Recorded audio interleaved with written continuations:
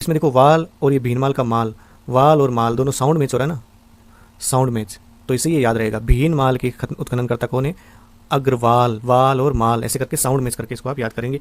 और यहाँ पे प्रमुख साक्ष्य जो माना जाता है, एक यूनानी दुहत्ती सुराही मिली है, जो ग्रीक डबल हैंडल जग जिसको बोलते हैं, यूनानी और इसे पी लो मो लो कहा था, यहाँ से क्वेश्चन बनता है। हैंस-सांग ने भीन माल को क्या कहा था, पी लो मो लो। ये दो क्वेश्चन इंपॉर्टेंट बनते हैं यहाँ से। देख तो एक तो ये देखो, सामंती व्यवस्था की जानकारी सबसे पहले किस अभिलेख में मिलता है, तो बसंतगढ़ अभिलेख में। ठीक है, और राजस्थान शब्द का सर्वप्रथम उल्लेख कहाँ, हम किस अभिलेख में। दोस्तों आज के इस वीडियो में हम पढ़ेंगे गुप्तोत्तर काल, जिसे पूर्व मध्यकाल, राजपूत काल या त्रिपक्षीय संघर्ष काल के नाम से जाना जाता है।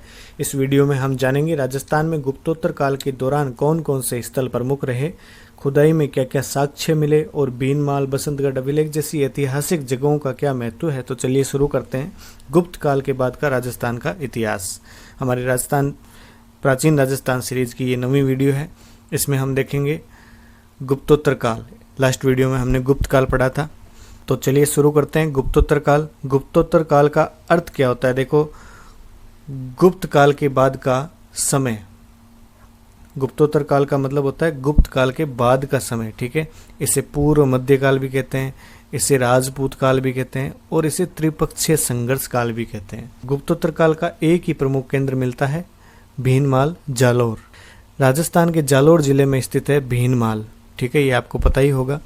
उत्खननकर्ता इसके कौन है, रत्नचंद्र अग्रवाल। अब इसमें देखो वाल और ये भीनमाल का माल, वाल और माल दोनों साउंड मैच हो रहा है ना, साउंड मैच। तो इसे ये याद रहेगा, भीनमाल के उत्खननकर्ता कौन है, अग्रवाल। वाल और माल ऐसे करके साउंड मैच करके इसको आप याद करेंगे। और यहाँ पे प्रमुख साक्ष्य जो माना जाता है, एक यूनानी दुहत्ती सुराही मिली है, जो ग्रीक डबल हैंडल जग जिसको बोलते हैं, यूनानी दुहत्ती सुराही। और एक यहाँ पे रोमन एम्फोरा, शराब पीने का पात्र मिला है भीनमाल से। देखो शराब और ये, ठीक है, कनेक्ट कर लेना। इसके बाद देखो विशेषताएं क्या है। भीनमाल चावड़ा राजपूतों की राजधानी थी। प्रतिहार से पहले यहाँ चावड़ा वंश का शासन था। सिरोही के बसंतगढ़ अभिलेख से चावड़ा वंश की जानकारी मिलती है। और कवि माघ व ब्रह्मगुप्त को संरक्षण दिया था चावड़ा राजाओं ने। एरिया था इनका भीनमाल, जालोर। ठीक है, हैंस-सांग ने भीनमाल की यात्रा की और इसे पी लो मो लो कहा था, यहाँ से क्वेश्चन बनता है। हैंस-सांग ने भीनमाल को क्या कहा था, पी लो मो लो। ठीक है, भीनमाल एक प्रमुख शिक्षा केंद्र भी था। आगे देखो, बसंतगढ़ अभिलेख का नाम है तो इसके बारे में हमें पढ़ लेना चाहिए। बसंतगढ़ अभिलेख कहाँ मिलता है, सिरोही में मिलता है। बसंतगढ़ अभिलेख सिरोही में मिलता है। और प्राप्त कहाँ होता है, ये छेमकरी माता का मंदिर। सिरोही में जो छेमकरी का माता का मंदिर है, वहाँ से ये उपलब्ध होता है।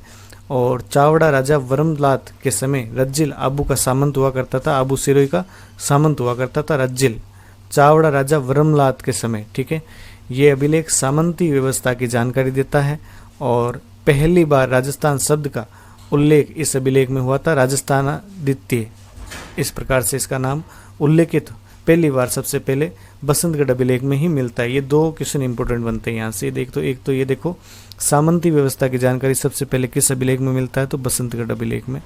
ठीक है, और राजस्थान शब्द का सर्वप्रथम उल्लेख कहाँ किस अभिलेख में मिलता है, तो बसंतगढ़ अभिलेख में मिलता है। ये दो चीज़ें आपको बहुत अच्छे से याद रखनी होगी।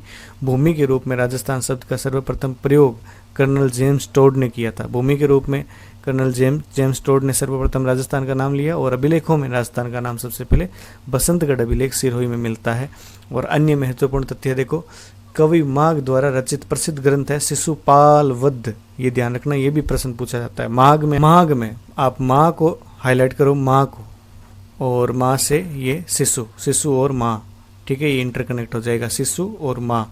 तो इससे आपको याद रहेगा कि कवि माघ द्वारा रचित प्रसिद्ध ग्रंथ कौन सा है, शिशुपाल। ठीक है, शिशुपाल वध। अगला है ब्रह्मगुप्त। ब्रह्मगुप्त को आपको पता है भारत का न्यूटन कहते हैं। और दोनों विद्वान जो माघ और ब्रह्मगुप्त है, ये कहाँ के निवासी थे, भीनमाल के। ये दोनों कहाँ के निवासी थे, भीनमाल के। और ये दोनों चावड़ा वंश के शासकों के दरबारी विद्वान थे। इन्होंने इनको संरक्षण दी थी।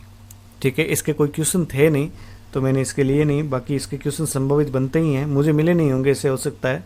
मैं हमेशा वो ही क्वेश्चन करवाता हूँ जो एग्जाम में पूछे हुए हैं। बाकी आप MCQ बुक लाओ, उसमें आपको बहुत सारे क्वेश्चन मिलेंगे यहाँ से भी, भीनमाल, जालोर के। और हो सकता है इसके क्वेश्चन पूछे हुए हैं, मुझे मिले नहीं होंगे। तो साथियों, इस वीडियो में हमने विस्तार से जाना गुप्तोत्तर काल के बारे में, राजस्थान का ऐतिहासिक स्वरूप क्या था। हमने भीनमाल जैसे प्रमुख केंद्रों की जानकारी ली जहाँ यूनानी और रोमन साक्ष्य मिले, और बसंतगढ़ अभिलेख की अहमियत भी जानी, और जिसमें पहली बार राजस्थान शब्द का प्रयोग हुआ था। ठीक है, यही उसकी अहमियत है। हमने ये भी जाना कि किस प्रकार चावड़ा वंश ने ब्रह्मगुप्त कवि माघ को दोनों को शरण दी थी। ये बहुत इंपॉर्टेंट बात है भाई। राजस्थान में जालोर भीनमाल है, वहाँ कवि माघ और ब्रह्मगुप्त वहाँ के थे, और उनको चावड़ा वंश के राजाओं ने उनको शरण दी थी। ये इंपॉर्टेंट क्वेश्चन कभी भी बन सकता है, आप इसको ध्यान रखना।